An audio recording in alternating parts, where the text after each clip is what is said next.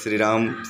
मैं नीरज सिंह अवध केसरी आप सभी देशवासियों को सादर प्रणाम करता हूं।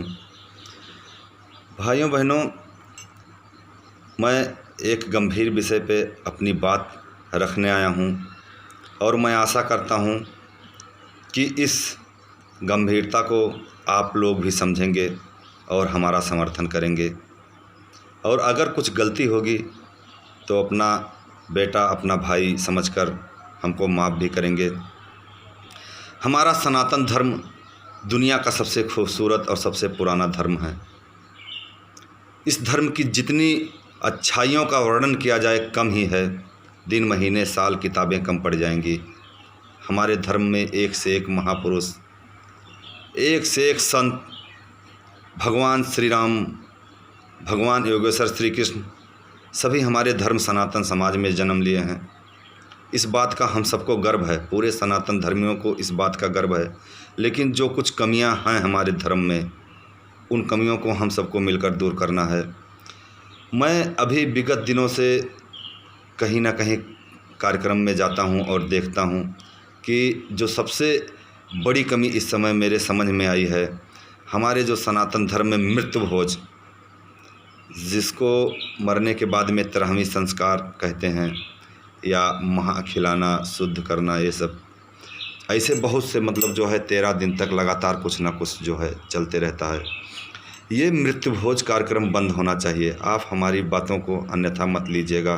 मैं कुछ समझ के आप सबके बीच में अपनी बात रख रहा हूँ। आप हमारे गार्जियन हैं, आप हमारा मार्गदर्शन कीजिए। और अगर समाज में कुछ 19-20 हो रहा है तो हम सबका दायित्व है कि उस कमी को दूर किया जाए।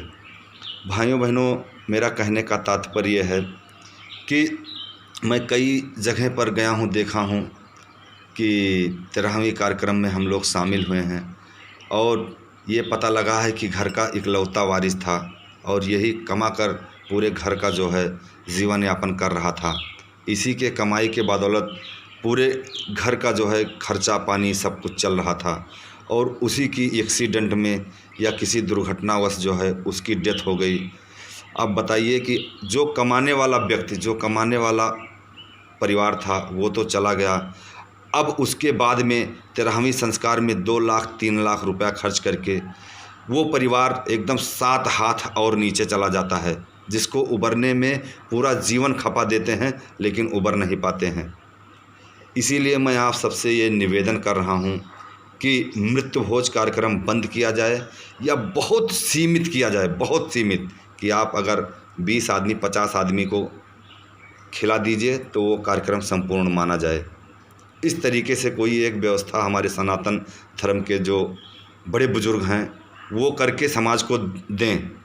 बताएं, हम लोग तो लड़के हैं, उतना दिमाग हो सकता है कि हमारा नहीं काम कर रहा है, लेकिन आप लोग बड़े बुजुर्ग हैं। आप सबसे मैं ये निवेदन करता हूँ कि आप कल्पना कीजिए कि 13वीं संस्कार में हज़ार 1500 लोग जाते हैं और खाना खा के चले आते हैं। अब आप बताइए कि 1500 और 1000 लोगों का खाना खिलाने में कम से कम 2 लाख और 1.5 लाख रुपए आज के समय में खर्च हो रहा है। महंगाई इतना चरम पे है, घर का कमाने वाला सदस्य उसकी डेथ हो चुकी है। अब आप बताइए कि उस घर परिवार का आगे जो बचे हैं उनके फैमिली में, उनका कैसे जीवन यापन होगा? वो कैसे अपने बच्चों को पढ़ाई कर पाएंगे? जो परिवार बचा हुआ है, कैसे वो खाना खा पाएंगे 2 टाइम का? बहुत बड़ी विभीषिका जो है ये है और इससे जो है उबरना बहुत ही कठिन है। इसलिए अगर हम लोग मृत्यु भोज कार्यक्रम बहुत सीमित, कोई हंसेगा नहीं। मैं बहुत जगह देखता हूँ कि अगर आदमी कुछ कम सीमित संख्या में जो है किसी कार्यक्रम को जो है निपटाता है तो उस पर लोग हंसते हैं, ताने मारते हैं। साला खाने के लिए तो दौड़ आता है और खिलाने के दांव जो है ये पड़ गया, वो पड़ गया, दुनिया भर की बातें जो है होती है। ये नहीं होनी चाहिए समाज में। हम लोग भी समाज में ही रहते हैं और आते जाते हैं, सब कुछ देखते हैं, हर दर्द महसूस करते हैं।